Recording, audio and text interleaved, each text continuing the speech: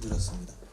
다음으로 김용필 동포세계 신문 대표께서 재외동포 이해와 상생 방안 모색이라는 주제로 발제를 하시겠습니다.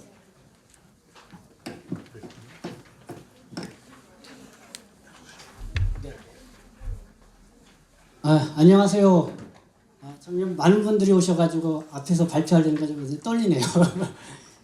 좀 이렇게 귀한 시간, 이렇게 또 인천대학교하고 또 재동포총회 또 우리 오진희 또 조정관님하고 또 이기성 또 정책국장님도까지 이렇게 참여하셔서 더 이번 이 토론회가 진지해지는 토론회가 되는 것 같습니다. 먼저 이제 많은 분들 오셨는데 먼저 좀 인사 좀 드려야 될 것 같아요. 우리 중국에서 오신 우리 중국 동포 분들, 우리 단체분들 오셨는데 잠깐 일어나 보시죠. 네, 우리 한번 박수 한번 쳐주시죠. 아이고, 제가 이렇게 발표한다고 그러니까 먼 곳에서 직접 이렇게 오셨습니다. 네, 감사하고 그리고 아까 우리 저기 정영순 회장님하고 노성달 회장도 오셨는데 우리 저기 사할리나 저기에서 오신 우리 동포들 계시죠? 한번 일어나 보시죠. 우리 노성달 회장 가셨나? 그래서요? 네, 우리 또 이렇게 해서 오신 동포분들인데 우리가 한국에 오셔서 정말 이 먼 길에서 오셔서 이렇게 한 자리에 앉아서 또 이런 토론을 할 수 있다는 게 상당히 가슴 벅찬 일이 아닌가 이런 생각이 듭니다.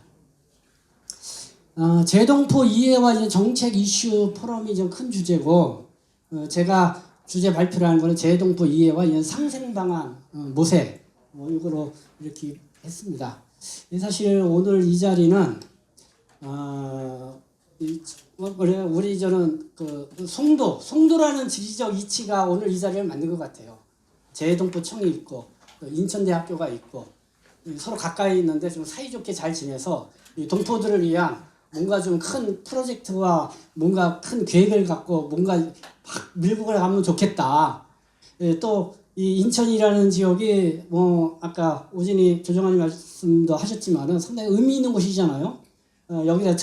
여기서 나간 곳이지만은 이제는 국내 또 다시 인천을 통해서 들어오시는 분들이 많이 있잖아요. 그렇기 때문에 인천과 또 인천의 또 국립대학이 거기에 대한 새로운 사명감을 갖고 이제 동포와 관련된 여러 가지 같이 고민도 하고 거기 연구도 하고 뭔가 좀 그런 대학으로 해서 옆에 우리 재동포청도 열심히 좀 도와서 이렇게 나가면은 우리 동포 사회가 한 걸음 더 발전해 나갈 수 있지 않겠는가. 어쨌든 그런 취지에 의해서 이렇게 오늘 자리가 좀 마련됐다고 생각하고 저보고 그냥 주제 발표를 하라고 그러는데 사실 저는 그냥 자그만 이 국내에 들어와 있는 동포들을 위한 동포 세계신문이라고 지금은 신문을 좀 내고 있습니다. 그래서 한 2000년도서부터 사실은 국내에 들어와 있는 이 중국 동포에 관심 갖고 활동한 게 계기가 돼서 지금까지 계속 들어와 있고 이 고려인 동포들을 위해서 활동하고는 싶어도 고려인 동포들은 말이 안 통하니까 직접적인 접촉이 어려워요. 근데 2000년대만 해도 저도 그때 중국 동포들을 처음 알게 됐어요. 말이 통해요, 저하고. 그러니까 이거는 동포들을 위해서 뭔가 활동할 수 있겠구나 해가지고 이제는 활동을 그때부터 본격적으로 시작을 했는데 사실 그때는 저의 그 20대 후반, 30대 초반 이때였죠. 그때는 제가 이제 국제 전문가로 좀 커야겠다. 사실 그때 저는 활동했던 데가 그런 국제 관련 종합 그때 잡지사라든가 이런 데서 활동을 했고 그리고 그때 한참 2000년대 90년대 후반이면 탈북자들도 많이 왔잖아요. 그래서 탈북자 문제나 이런 부분들도 좀 관심도 갖고 그러다가 2000년도 99년도에 들으면서 중국이 WTO에 가입하고 이렇게 하면서 판이 상당히 뭔가 이게 커진다는 느낌이 들었어요.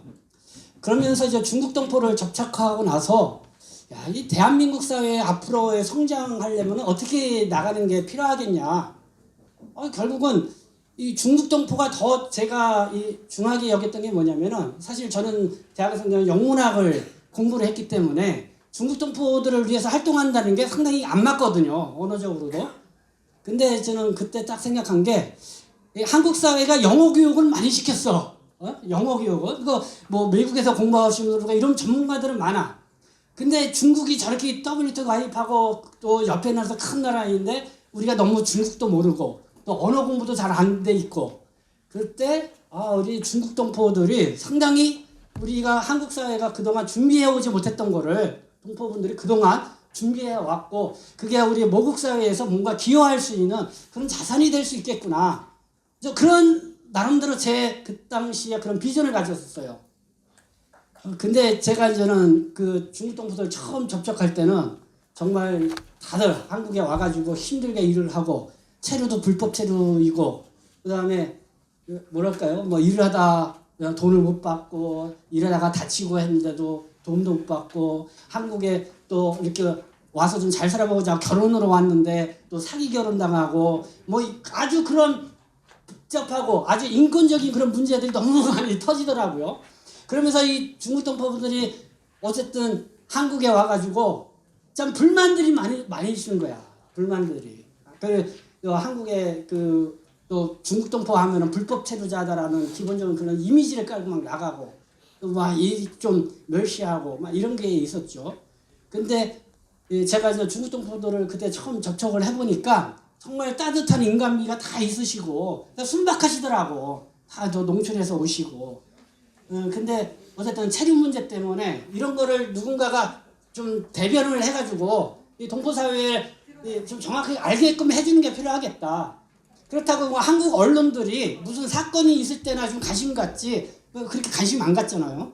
그래서 그때부터 이런 동포 관련 뭐 처음에는 뭐 서울 조선족기라고 동북아신문이라고 기자로 시작했다가 나중에는 이런 가리봉동에서 한 장짜리 A3 용지를 기계를 사가지고 그 비용도 없으니까 한 장짜리 용지로 그때 이제 동포들 이제 정책이 가장 어떻게 돌아가는지를 필요하니까 그렇게 해서 이렇게 활동을 좀 쭉 지금까지 해오게 됐습니다.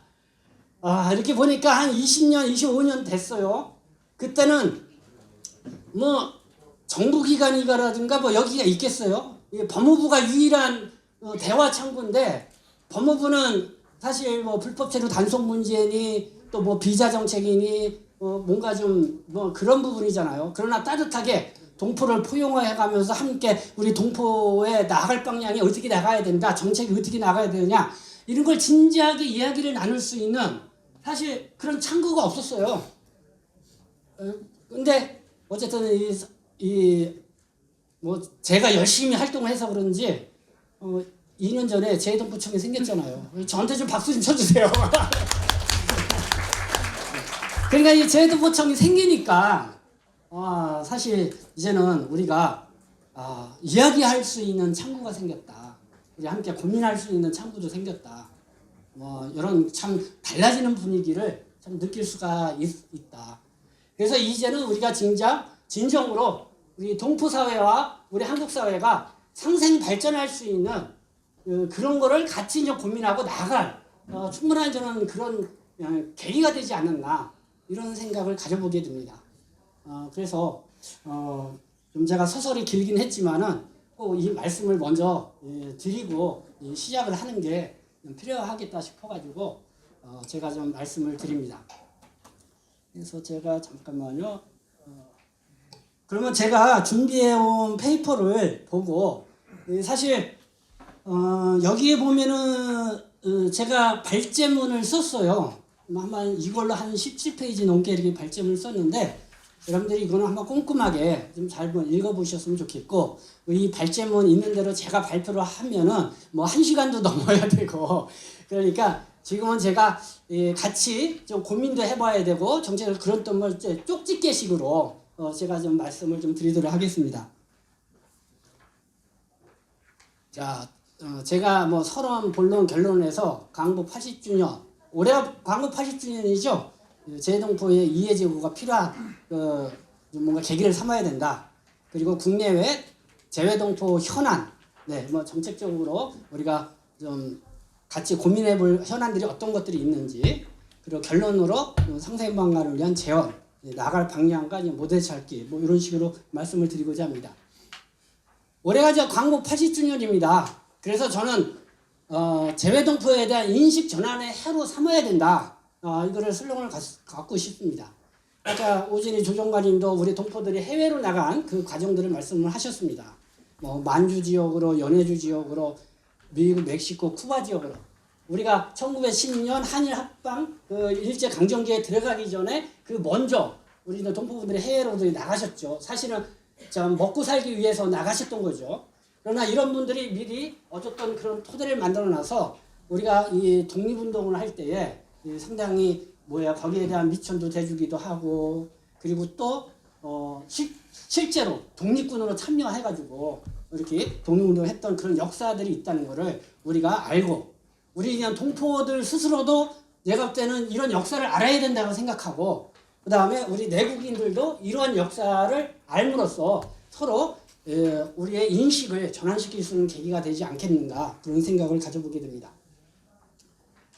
그리고 이제 논점 하나는 뭐냐면은 이 국가보훈부가 지난 9월 26일에 발표한 거예요. 한국 정부가 인정하는 독립유공자가 18,020명이에요. 근데 이제는 그 후손을 못 찾은 서운 미전수 유공자가 7,285명, 한 40%예요. 상당히 못 찾았죠. 40%는 못 찾았으니까. 그리고선 이 유공자 후손들이나 이렇게 그 지급해야 될 돈이 밑에 나오죠. 서운은 미전수된 사람들이 2조 8천, 배우자들 유가족 미집된 5조 7천, 이 8조 5천억 원이 독립유공자의 여러 그 후손들에게 지급돼야 할 돈인데 이게 이렇게 쟁겨져 있는 거죠. 그래서 이거를 내가 볼 때는 후손을 찾는다는 게, 우리 김재기 교수님도 오늘 참여했지만은 중국 동포들이 제일 많아요. 한 1,000명이 넘어. 여러 가지 뭐 중국에서 문화대혁명 기간도 있었고, 그러니까 내가 분명히 우리 할아버지 할머니가 맞는데 할아버지 할머니를 증명할 수 있는 그런 서류들이 없다 보니까 후손이 못 되는 거야. 그러니까 그런 어떤 그런 환경들이 있다. 그러면 우리가 미지급된 저 8조 5천억 원에 대한 자금을 언제까지 저렇게 미지급 상태로 둘 것인가. 정말 이 서운을 못 찾는 이런 사람들을 위한 뭔가 좀 의미 있는 대로 또 우리가 활용할 수 있는 방법도 뭐 고려해봐야 되지 않나, 이런 생각도 가져보게 됩니다. 저거 이전만 해도 상당할 텐데요. 그런 전 제기를 해보고 싶고, 이런 사진 한 장은 이게 이제 1945년 8월 중순인데 연변일보 출신 중국 동포분이 쓴 그 수집한 그 사진이에요. 이 하얼빈인데 그때 해방기죠. 이때 이제 소련 홍보리 들어오니까 거기에 거주하고 있는 우리 조선인들이 태극기를 들고 저렇게 환영하는, 해방을 기뻐하는 그런 부분을 볼 수가 있습니다. 그래서 해방기에 만주 전역에서 해방이 됐다는 소식을 듣고 이 태극기를 들고 정말 그 해방의 기쁨과 만세를 불렀던 그런 것들을 우리 이 당시에 생존했던 이 조선 동포분들이 얘기를 하고 있어요. 그래서 그런 부분들은 이제 한국 분들이 잘 모르는 부분들이 있어서 의미 있는 사진이라서 제가 좀 말씀을 드렸고, 뭐 동포 현황은 이런 게 있죠. 지금 한 708만 명. 그 전보다는 한 24명, 5만 명 이렇게 줄어든 거고, 뭐 거주국별로 뭐 현황을 이건 참조해서 보시면 좋을 것 같습니다. 요거도 표로 참조해서 보시고요. 이렇게 표를 하는 거 여러분들이 나눠준 그 자료집을 좀 참조해서 보시고, 그래서 이제 재해동포 정책과 논의를 하게 되면 재해동포 범주를 어디까지 할 것인가, 뭐 항상 요게 아직까지도 이게 논쟁이 되고 있어요. 그래서 재해동포의 출입국가 법적지에도 동포에 관련 규정이 나와 있고 재해동포 기본법에도 나와 있죠. 근데 지금 어쨌든 상위법이 이제는 재해동포 기본법이니까, 기본법에는 출생에 의하여 대한민국 국적을 보유했던 사람이라고 이렇게 좀 명시가 되어 있어요. 물론 재해동포 출입국가 법적지에 관한 법률도 시행령에서 이 출생에 의해가 들어가 이게 삽입이 됐죠. 그러면서 우리가 이제 재해동포의 범주가 혈통주의에서 국적주의로 변경되었는지, 이 부분을 좀 제가 요거를 좀 같이 좀 생각을 해봐야 될 게 뭐냐면은, 지금 한국에도 국제 결혼을 많이 하잖아요. 쉽게 말해서 이제 베트남 사람이 한국인과 결혼을 했어요. 그러면은 그 사이에 나온 그 2세는 재해동포에 포함이 되겠죠. 한국인의 혈통이 이어지니까. 근데 요즘 보니까 그렇게 국제 결혼에 오신 분들이 한국인과 이혼을 해. 그리고 다시 재혼을 해서 그 국적에 그러니까 베트남 사람하고 또 결혼을 해서 또 한국 국적을 취득해서 또 아이를 낳는 거예요. 그렇게 되면 그 후손이 과연 재동포 범죄에 해당되는 거냐? 어쨌든 뭐 그런 좀 고민이 있는데 기본법에 따르면은 한국 국적이 있고 그 사이에서 난 출생자는 그러니까 국적주의에 의해서 보면 재동포 범위에 해당이 될 수 있다. 뭐 이렇게 해석될 수 있는 부분이다 이런 생각이 드는데 네, 뭐 그런 부분이 있고 그리고 이제 국내 동포 정책 대상 범주는 어디까지를 하나? 저는 좀 이런 제안을 드리고 싶어요. 국내 우리 이제는 중국 동포들 같은 경우는 국적 회복하신 분들, 그 다음에 한국에 어쨌든 그 기화를 하신 분들 한 14만 명 정도가 돼요. 근데 저는 이분들은 원래 이제 한국 국적을 이제는 했으니까 재동포 범주에서 저는 벗어나게 되는 거죠. 근데 우리 여기 뭐 단체로 활동하시는 분들 이런데 보면은 다 한국 국적을 갖고 계시면서 동포 활동을 하세요. 동포 단체도 만들고 동포 권익 활동도 하고 그래서 한국 국적으로 취득했지만 한국에서 태어나지 않고 다시 한국으로 이주해 와서 어쨌든 그런 1세대라고 그럴까 뭐 이런 사람들까지는 국내 동포 정책 대상 범주에 넣는 것이 바람직하지 않냐 이런 생각이 듭니다. 한 예로 우리 국적 회복하신 분들이 이제 한국 국적이니까 경로당을 이용해야 되잖아요. 그러니까 이제 지역에 있는 경로당이 많아요. 내국인들이 이용한. 거기 가서 같이 이용하면 되지 않냐. 거의 지방자치단체가 그렇게 했거든요. 근데 막상 거기 가서 같이 어울리려니까 못 어울리는 거예요. 그러니까 결국은 우리 그냥 중국 동포만 별도로 그렇게 해서 경로당이 뭐 각 지방마다 한 16개 정도 생겼는데 그만큼 한국 국적을 취득했지만은 여전히 그 이주민으로서의 어떤 동포로서의 정체성이랄까요? 그게 독특함이 있기 때문에 뭐 그런 거를 좀 고려해서 우리가 정책 대상 범주를 좀 고려해봐야 되지 않겠는가 그런 거죠. 그리고 좀 뭐 무국적자 문제도 있고 이번에 뭐 우크라이나 전쟁 빌미로 그쪽에 살고 있는 고려인 동포들 중에 무국적자가 많이 있어서 한국으로 피난 오고 싶어도 좀 어려웠던 그런 문제가 있었잖아요. 고려인 동포들은 어쨌든 그 1989년대 90년대에 소련이 해체되면서 그 러시아 제국 말고 그 외에 있는 분들이 국적 문제가 제대로 안 돼서 무국적 상태로 있는 분들이 있는데 그거는 그래서 지적돼서 나오는 문제 중에 하나다. 자, 뭐 이렇게 보고요. 그리고 거주국별로 한번 논점을 보도록 하겠습니다. 자, 빨리빨리 넘어가겠습니다. 재미동포의 주요 현안은 선천적 복수국적 문제하고 국적 이탈 신고 관련 문제가 있죠. 미국에서 태어난 그 아이는 자동적으로 미국 국적을 부여받게 되고 한국 국적을 부여받게 되고 이런 게 있죠. 이번에 뭐 트럼프 대통령이 되면서 그걸 없애겠다 뭐 이렇게도 나오기도 했는데 어쨌든 그 미국 헌법에 의해서 되는 거기 때문에 뭐 그런 부분들인데 국적 이탈 문제 이게 있습니다. 그래서 뭐 이것 때문에 여러 가지 뭐 법이 개정법이라도 있긴 했었지만은 그러나 좀 여기이기 때문에 미국에 현재 살고 있는 우리 이런 그 2세들, 3세들이 불리고 받는 그런 부분이 여전히 있는 것 같습니다. 그리고 복수국적 연령을 하향 규정 관련 요거는 뭐 지난 12월 2일에도 재동포청에서 집중 토론을 했어요. 그런데 법무부는 아직 국민적 정서가 이 복수국적에 대해서 그러니까 거부감이 있다. 그래서 신중해야 된다 이런 입장인데 그쪽에서는 재미동포들 사회에서는 안보에만 지장이 없으면 하향 규정하는 방향으로 가도 좋다. 한국이 장기적으로 좋다. 뭐 이런 의견들이 있어서 우리가 뭐 적극적으로 한번 생각을 해볼 필요가 있는 과제가 아닌가 이런 생각이 들고 제1동포는 일단은 그 협정 영주권자라고 있어요. 1965년도에 한일 협정이 맺어지면서 일본에서 거기에서 터전을 잡고 있는 사람들에게 한일 협정에 의해서 그분들에게 이런 협정 영주권을 좀 부여를 해줬죠. 그래서 안정적으로 거기에 강제 추방 당할 그런 위험 없이 했는데 일본이 이제는 영주 자격을 취소 사유 3가지 정도를 더 추가한 법 개정을 하면서 거기에 이제 재동포들이 좀 불안감을 좀 호소하는 그런 부분들이 있습니다. 그래서 이것도 뭐 재동포청에서 뭐 기울여서 어떤 내용인지 좀 들어볼 필요가 있지 않나는 생각이 들고 그리고 협정 영주권자의 일본에 있는 분들이 한국에 들어오면은 재외 국민이잖아요. 한국에 오면은 뭐 여러 가지 병력 의무, 세금을 내는 압세 뭐 이런 걸 다 하고 있는데 재외 국민이기 때문에 계속해서 뭐 그런 내국인과 차별을 받는다 이렇게 좀 제한하는 그런 문제가 있고, 협정 영주권자가 초창기에는 한 60만 명 됐는데 지금 한 28만 명 정도 된다고 그래요. 네. 근데 좀 이런 구체적인 거는 자료집을 좀 보시길 바랍니다. 이게 이제는 재국민에게 발급해주는 주민등록증, 네, 위에 이제 재국민이라고 써 있죠.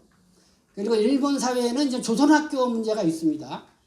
사실 이제 조선학교는 조총련에서 운영한 학교라 사실 우리 쪽에서는 좀 접근하기가 쉽지 않은 부분이 있는데, 그래도 이런 현황을 어느 정도 알고는 있는 게 필요하지 않겠나 이렇게 해서 이렇게 현황으로 꼽았습니다. 자, 국내 동포. 이 국내 동포 당연히 뭐 중국 동포하고 그냥 고려인 동포 문제죠.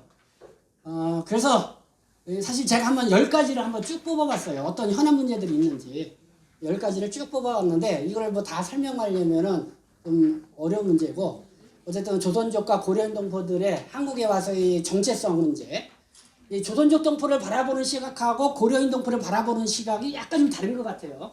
네? 그게 물론 이제 당사자들도 왜 다른지 거기에 대한 노력도 할 필요가 있지만은 어쨌든 우리가 한국에 와서 올바르게 정체성을 가질 수 있도록 하는 그런 뭔가 가이드라인을 만들어줄 필요가 있지 않겠는가. 이 조선족촌을 어떻게 지켜갈 것인가. 네, 이것도 제가 계속 관심 갖고 활동했던 분야이기 때문에 요거는 이제 자료집을 참조해서 보시고, 지금 H2하고 F4 통합 추진, 또 그다음에 뭐 동포 배우자에게 취업 활동을 허가해달라, 뭐 이런 문제, 뭐 한국어 교육, 또 간병인 가사도우미 활동하는 동포. 지금 60대 이상, 70대 되시는 분들이 간병인 가사도우미를 활동하시는 분들이 한 15만, 많게는 20만까지 봐요. 그러나 제도적 밖에 있기 때문에 상당히 그러니까 뭐랄까 사각지대에서 일을 하고 계시는 분들이죠, 동포분들이. 상당히 코로나 시기도 상당히 병원에 거의 감금하다시피 했지만은 그렇게 고생을 하는데도 인정도 제대로 못 받고, 또 일을 하다가 뭐 임금 체불이 생기고 또 다치고 그러면 어디 가서 하소연할 데도 없고, 뭐 그런 분들이 우리 이 동포 특히 연세 드신 분들이 이런 역할을 하고 있다. 영주 자격과 관련돼서는 그전에 영주 자격이 6개월이면 나왔어요. 6개월. 근데 영주 자격이 참 기준이 높아요. 경제적 수준과 이거 높고 거기에 대한 서류도 상당히 까다롭게 법무부에 제출을 하고 있는데, 근데 6개월이면 그전에 나왔는데 요즘은 1년이 넘게 나오다 보니까 해가 넘기면 또 그때 제출했던 서류를 다시 제출을 해야 돼. 그러니까 이중고를 겪고 있다고 이 동포들이 하소연을 많이 해요. 근데 이제는 실질적으로 법무부에서 이렇게 근무했던 분들 하면 영주 자격 모든 서류를 그렇게 완벽하게 갖고 가는데 6개월이면 다 할 수 있는데 왜 이렇게 시간이 오래 걸리냐. 이게 고충이다. 그리고 요즘은 영주 자격을 취득해야 국적을 취득할 수 있잖아요. 뭐 그런 부분에 있어서. 그리고 저 무위탁 고령 동포들, 요즘 동포들도 고령화되는데 한국에서 생활을 하다 보면 성공도 잘 하시는 분들도 있지만은 정말 의지할 데 없는 고령 동포들도 생긴다. 그걸 그대로는 방치할 수 없잖아요. 그래서 그런 동포들 문제는 뭐 지자체하고 좀 협력을 해서 그런 문제를 풀어나갈 수 있는 그런 부분. 그리고 건강보험, 국민연금, 실업급여, 영주와 지방차급, 정말 이 조선족 동포들과 관련된 일인데, 얼른 보면은 그냥 중국인들이 한국에 와서 막 이런저런 혜택만 보고 한국 사회에 아무 기여도 안 한다는 식으로 막 호도를 하고 있잖아요. 근데 이런 중국 동포들은 이미 가족이 한국에 와서 다 생활하고 있고 여기서 거의 내국인과 다름없이 그렇게 생활하고 있어요. 여기서 번 돈도 다 한국에서 소비하고 있고. 그러니까 액면적으로 보험금이나 이런 것뿐 아니라 이분들이 벌어서 이거를 이제 한국에서 다 소비하고 있는 그런 총체적인 걸 놓고 이 동포들의 생활상을 봐야 되는데, 그러지 않고 이 국적만 놓고 이렇게 보고, 그래서 크게 뭔가 혜택을 보는 것처럼 이렇게 호도하고 있는 거에 대해서 우리가 어떻게 대응해 나갈 것이냐, 뭐 그런 부분. 그다음에 뭐 국민건강보험료, 뭐 국민연금 관련 뭐 이런 이슈들이 있습니다. 네, 제가 빠르게 달려왔는데요. 제가 이 상생방에서 결론적으로 앞서 우리가 이제 80주년이라고 했습니다. 그래서 재외동포에 우리가 재외동포를 중심으로 한 뭔가 독립운동사를 하나 좀 잘 만들어 갔으면 좋겠다. 그래서 재외동포에 대한 이해교육 자료로도 만들고, 그리고 대국민, 한국인을 위해서 동포들이 정말 이 독립운동을 할 때 이렇게들 헌신을 많이 했다 이런 걸 알릴 수 있는 그것도 되고, 그리고 또 한국에 이미 들어와 있는 우리 중국 동포나 고려인 동포들에게도 그런 역사를 알려줄 수 있도록 뭔가 쉽게 이런 걸 한번 만들어 보면 좋지 않겠는가, 그거고요. 또 하나는 재외동포 공동체 리더십을 키우자. 지금은 뭐 해외 할인회도 많고, 그리고 국내에도 고려인 동포 단체, 중국 동포 단체들 많습니다. 근데 단체들이 많지만은 사실 아직 공동체 리더십이라든가 뭐 이런 부분에 있어서는 부족한 분들이 많아요. 그러다 보니까 생겼다가는 또 다른 데 또 생기고, 자꾸 또 분열이 생기고, 뭐 합이 잘 안 되고. 그래서 우리가 이주 초창기에 정말 이 이주했던 분들을 위해서 활동했던 분들, 도산 안창호, 뭐 최재형, 이형, 김야경 이런 분들은 그 당시에 어떻게 거기에 이주의 동포들을 위해서 어떻게 공동체를 만들고 어떻게 리더십을 발휘했는가, 뭐 그런 거를 바탕으로 해서 우리 동포 한인회라든가 우리 동포 단체에 대한 어떤 그 리더십을 양성시킬 수 있는 그런 좋은, 내가 볼 때는 교재가 될 수가 있다고 생각하거든요. 그래서 그걸 통해서 워크숍을 통해서 정말 이제 리더를 양성을 해야 된다, 그런 생각이 들고, 그리고 이제 지역민가의 상상 프로젝트를 발굴하자. 이 동포 문제는 사실 가까이에서, 멀리 본 게 아니라 가까이에서 같이 사시는 분들이 많잖아요. 해외에 있는 우리 동포분들, 우리 뭐 이민호 우리 통일부 기자님도 거기도 해외에는 오사카 지역으로 거기에 일본인가 우리 제일동포 간에 합하면서 막 문화축제를 만들고 그런 좋은 보기도 만들었는데, 한국에 나와 있는 동포들도 지역민과 어쨌든 같이 뭔가 의미 있는 그런 축제를 만들자. 지방자치단체와 이제 상생 그 방안도 같이 만들고, 필요하면 조례도 만들고. 그래서 우리가 뭐 인천시가 뭐 올해서부터 내년까지는 재외동포 인천시 방문회다 뭐 해서 뭐 작년에 이렇게 세미나도 갖기도 했는데, 뭐 인천시가 더 좀 선두적으로 그 인천시에 거주하고 있는 동포사회와 인천 시민과의 뭔가 한개 상생 프로젝트를 만들어가는데 그런 역할을 좀 했으면 좋겠다라는 그런 바람도 가져봅니다. 이런 제안도 해보고, 우리가 앞으로 나아갈 모델 찾기는 미국에서는 안창호 선생, 만주 우리 북한 들어가신 분들은 김야경 선생이나 이혜영 선생, 연해주는 최재형 선생, 네, 이분들의 활동의 어떤 근거를 우리가 좀 유심 있게 보게 되면은 우리의 이 재동포 정책이, 그리고 이 재동포 사회의 건전한 발전과 또 한국 사회와의 그 상생 방안을 찾는 좋은 그런 모델이 되지 않겠나 이렇게 생각이 듭니다. 그래서 이제 재동포청도 저는 초창기라고 생각합니다. 그래서 우리가 어떤 비전을 갖고 어떻게 나갈 것이냐, 결국은 우리가 정말 초창기에 이렇게 나라를 잃고 서름을 잃었을 때 어떻게 그 재동포 사회가 움직였냐 이거를 알고, 사실 우리가 재동포들을 위해서 활동하는 이유가 뭐예요? 우리 모국이 어려울 때 도움을 줄 수 있는 뭔가 그런 잠재적인 세력으로 만들자 이거 아니에요? 그래서 어떤 그런 큰 의미를 갖고 우리의 동포 정책을 나가야 되지 않을까 이런 생각이 듭니다. 네, 이상입니다. 네, 김용필 대표님의 그 재외동포 관련 이슈를 발제를 잘 들었습니다. 다음은 이제 그 마이크를 이제 노영돈 인천대학교 대외부총장님께 넘기고 토론회를 진행하도록 하겠습니다. 자리가